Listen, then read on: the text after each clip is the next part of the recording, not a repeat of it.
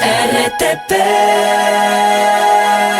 Ya está con nosotros Fernando Bastías, él es defensor de los derechos humanos, ha estado junto con también la Comisión de los Derechos Humanos y el señor Billy Navarrete, pendiente del caso de las Malvinas. Muy buenos días, señor Bastías, gracias por acompañarnos en la mañana en RTP. Gracias por la invitación, un saludo a todos quienes nos están escuchando esta mañana. Con esta voluntades también, y vale señalar, con esta cooperación que se ha hecho por parte de los militares que han buscado justamente esclarecer lo que ha ocurrido en el caso de las Malvinas, quisiéramos conocer por parte de los derechos humanos qué información adicional se tiene. Ustedes han estado pendientes, han conversado con los familiares, han tenido incluso hasta resultados de primera mano en cuanto a los resultados forenses pues realizados a los cuerpos. ¿Qué otra información podría aportar dentro de este proceso en los cuales pues se está investigando? Primero, una desaparición forzada que definitivamente sí se configura, porque no fueron los menores de edad presentados durante las 24 horas a la justicia, ni entregados a la misma para que pues sean tratados debido a sus edades. ¿Y qué más podríamos estar encontrando o qué delitos se estaría configurando ya luego de haber escuchado los procesos y haber visto cómo se llevaba el proceso por parte de la Fiscalía? Muy bien. En primer lugar, gracias por la invitación. Y allí hay un primer llamado de atención que nosotros hacemos en relación a esta cooperación eficaz que se intentó realizar por parte de los abogados de los procesados. En primer lugar, se señaló que uno de los primeros abogados de los militares les vendió la idea a sus clientes de que manteniéndose en silencio iban a lograr un indulto presidencial. Y ahí hay algunos problemas. Primero, que el presidente Daniel Noboa tiene que llamar a desmentir esa propuesta, porque estaría incurriendo también en alguna posible forma de complicidad. Lo segundo es que hay una falta de ética profesional de proponer cosas ilegales. Toda la comunidad jurídica, nuestra Constitución, Sistema Interamericano de Derechos Humanos, está clara en que no se pueden ejecutar indultos en casos de graves violaciones a derechos humanos. Y aquí estamos frente a un delito de desaparición forzada. Entonces, por un lado, el presidente tiene que desmentir. ¿Pero dónde se ha dicho eso? ¿Y en qué contexto? ¿De dónde sale? ¿Es una declaración que está por sentada, escrita en alguno de los informes? ¿Es una declaración que se ha hecho a los medios? ¿Ha sido un documento presidencial? ¿Dónde se asienta ese criterio o esa aseveración de indulto presidencial y bajo qué sustento? Bueno, esta es una hipótesis a partir de entrevistas que han realizado los abogados y los militares. Ok. ¿Sí? O sea, no hay sustento tampoco ahí. Claro. A la larga está el testimonio del militar, que asevera que el primer abogado le dijo que se mantenga en silencio porque le va a conseguir el indulto presidencial, porque formó parte del trabajo, el operativo que realizaron. Ahí la preocupación principal es que, por un lado, que el presidente esté ofreciendo algo que es inejecutable, que no sería la primera vez. Pero es que ahí cómo se puede, y perdone que interrumpa, pero es que es imposible que se dé una aclaración sobre un hecho que se desconoce si el primer mandatario lo ha dicho o no. Si es una intención o una preparatoria para una defensa de uno de los miembros de las Fuerzas Armadas y no se tiene la declaración en firme del mandatario, yo dudaría que él tenga la obligación de esclarecer aparentemente esta propuesta, porque recordemos que la primera aparición que se dio, o las declaraciones del mandatario, y aquí hay que ser bastante claros, cuando se dieron estos hechos y se conocía aún menos lo que se conoce ahora, lo que se declaró fue héroes a estos menores de edad. Y se habló de pues darle todas las facilidades a la justicia para que pueda esclarecer los hechos. Yo ahí no entendería por qué buscar aclaraciones del mandatario y por qué esto sería importante dentro del proceso legal. Sí, ahí hay algunas ambigüedades a propósito de cuál es la posición del presidente frente al caso. Recordemos que los ministros no son consultores externos ni privados, son parte del Ejecutivo. La posición del ministro de Defensa es la misma posición del presidente de la República. La posición de la ministra del Interior es la misma posición del presidente de la República. Y no solamente en el habeas corpus, sino que en múltiples cadenas nacionales, tanto la anterior ministra del Interior, Mónica Palencia, como el ministro actual de Defensa, Giancarlo Lofredo, han señalado que aquí no hay delito de desaparición forzada. Por lo tanto, entendemos que el presidente piensa exactamente lo mismo, porque no son consultores externos, son portavoces del presidente en una determinada materia.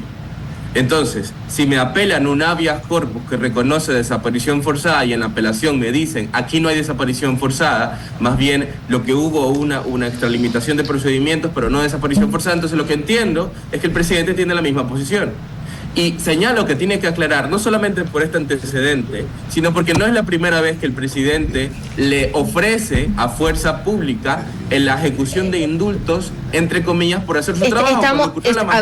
Estamos hablando de cosas diferentes, porque estamos politizando este tema. Y yo lo que buscaba era algo nuevo dentro del proceso, pero si nos vamos desde la parte presidencial y las posturas presidenciales, yo creo que la justicia ha sido bastante clara. La juez que determinó que sí hay una configuración del delito de desaparición forzada, deja por fuera el proceso político, y aquí hay que ser muy cuidadosos, porque si vamos a tendenciar este caso, vamos a continuar en lo mismo. Yo le consulto. El proceso ha avanzado bastante bien. Se tiene las declaraciones de estos militares que han optado por cooperar de manera eficaz con la justicia. ¿Qué más se sabe? Y le pido aquí que no nos basemos en hipótesis, porque si no confundimos y podemos estar dañando un caso que, para mi modo de ver, es bastante delicado y tiene que ver con la vida de menores de edad. En primer lugar, cuando las familias fueron a denunciar que Fuerzas Armadas habían desaparecido sus 4 niños, nadie les creyó. Y están diciendo exactamente las mismas palabras que usted mencionó. Se basan en hipótesis. Aquí la defensa, no solo técnica judicial, sino también en contra de un patrón sistemático y generalizado, porque eso también es importante a la hora de reconocer la verdad, justicia y reparación para las familias. Que esto no es un tema aislado, no es solamente el caso de los 4 niños en las Malvinas. Es el resultado de un patrón sistemático que se opera desde la política de la defensa nacional, desapariciones forzadas. Y solo allí podrá haber verdad, justicia y reparación. No solamente con meter preso a 16 militares, sino detener la práctica sistemática. Judicialmente hay 2 procesos. El de la muerte, secuestro por muerte, que actualmente se fue sorteada a Quito, y el proceso de desaparición forzada, que estamos previo a una audiencia preparatoria y evaluatoria de juicio. Los aportes, las ampliaciones de versiones que los militares procesados le dieron a Fiscalía actualmente no fueron aceptadas por el juez, porque para que un testimonio sea válido dentro de una investigación se tiene que hacer dentro de una instrucción fiscal. Y cuando se intentó colaborar ya era demasiado tarde. Y cuando se solicitó al juez recibir el testimonio anticipado de los militares, se lo negó. ¿Por qué? Porque esto se realiza dentro de un proceso de instrucción fiscal. Ahora, no significa de que no se pueda hacer nada. Hay otro proceso abierto en Quito del secuestro por muerte. Y por supuesto que esta información es sumamente valiosa para conocer quiénes fueron los responsables en todas las modalidades posibles de la muerte de los chicos. Porque la defensa técnica ha señalado de que no existe ningún indicio suficiente para solamente responsabilizar a bandas de crimen organizado por la muerte. Ahora, es importante que se conozca que cuando se habla de una grave violación a derechos humanos, no nos podemos limitar únicamente al proceso judicial activado, porque el proceso judicial activado tiene muchas limitantes. Como le mencioné, los militares querían hablar tarde, pero ya pasó la fase correspondiente donde querían hablar de esto. Por lo tanto, hay una serie de esferas dentro de la Administración de Justicia donde se puede aportar con el proceso de verdad, justicia y reparación. Y entre ellos, por supuesto, está el juicio político. Porque insistimos, estimado Fernando, no es un tema aislado. Tenemos 33 personas desaparecidas en manos de militares. Y cuando Fiscalía le pregunta a Fuerzas Armadas, le dice, no, eso es información confidencial y reservada, porque responde a un acuerdo ministerial del Ministerio de Defensa, el cual señala la aplicabilidad del conflicto armado interno. Entonces, como está ese acuerdo ministerial que responde al decreto ejecutivo que reconoce la persistencia del CANI, no puedo yo dar información. Entonces vemos que hay una serie de funcionarios de alto rango involucrados en patrones de desaparición forzada. Cuando hablamos de lo político, no me refiero a lo partidista, nos referimos a que hay un patrón que se impone desde el mismo Ejecutivo que ocasiona que ocurran graves violaciones a derechos humanos. Referirse solamente al tema legal es creer que el tema de los 4 niños es un tema aislado, y no. Responde, actualmente tenemos las pruebas suficientes para decir que responde a un patrón sistemático. Estimado Fernando, y se me viene a la cabeza, por ejemplo, todo este despliegue, digamos, de una campaña, ¿no?, de desprestigio en contra de la familia en redes sociales, de los 4 menores desaparecidos que hasta este día sabemos quién la financió. O sea, hay elementos políticos sin duda, ¿no? Y también el uso de este incidente durante la campaña política de lado y lado. O sea, es un tema político, estoy de acuerdo, pero quisiera volver al caso antes de concluir la entrevista. Hay 2 cosas que me llaman la atención. Primero, que en ambas reconstrucciones de los hechos que se dieron, una en marzo y la otra en abril, ¿verdad?, se reconoce que primero se llevan a estos menores a un operativo CAMEX en Durán. Los cogen en el sur de Guayaquil, se los llevan a un CAMEX en Durán. Y segundo, que a pesar de que las versiones cambian de las razones por las que se movieron, se terminan yendo hacia Taura, pasando por el peaje de Durán-Tambo, donde hay violencia, ¿no? Donde se habla entre los 2 testimonios, o los varios testimonios de las 2 reconstrucciones, de tiros al suelo, de un menor al que le rompen la cabeza, lo cual también es congruente con otros testimonios que se dan a lo largo del proceso.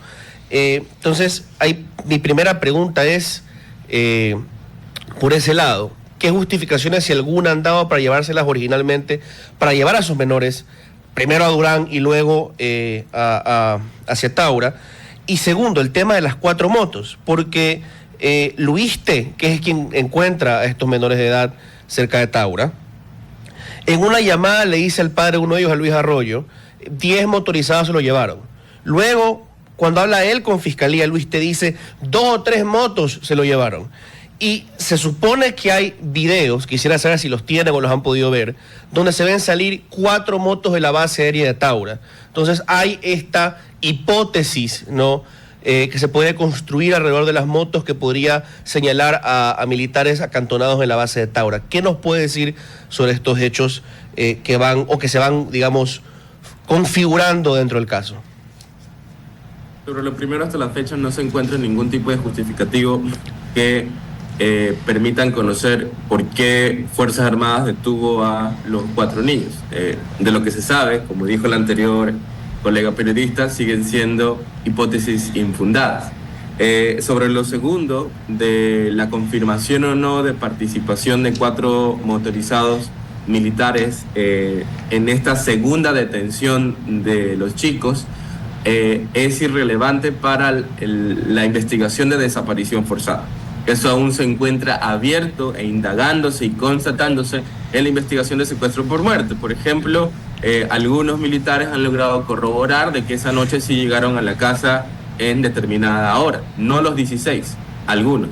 Lo segundo que también nos parece interesante dentro de la investigación de secuestro por muerte, porque la verdad del hecho no se limita, insisto, con el meter a prisión a 16 militares por la desaparición forzada. Aquí hay todo un proceso de indagación que hay que realizar paso por paso y, por supuesto, agotando todas las posibilidades que se tienen. Por ejemplo, ahora, con el acta de levantamiento de cadáver que se logró acceder previo al cierre de la instrucción fiscal, se pudo corroborar que, primero, el lugar en donde los quemaron no fue el lugar en donde los asesinaron. Y lo segundo es que hubo un tiempo prudencial que aún no se puede establecer porque hay que realizar los peritajes entre el día de la muerte y el día de la quema. ¿Por qué? Porque se encuentran restos de moscas y larvas en el cuerpo carbonizados. ¿Eso qué significa? Es una hipótesis que tenemos, por supuesto, forma parte de una investigación previa. Nuestra obligación es ofrecerle a la Fiscalía todas las hipótesis posibles y que ellos se encarguen de investigar.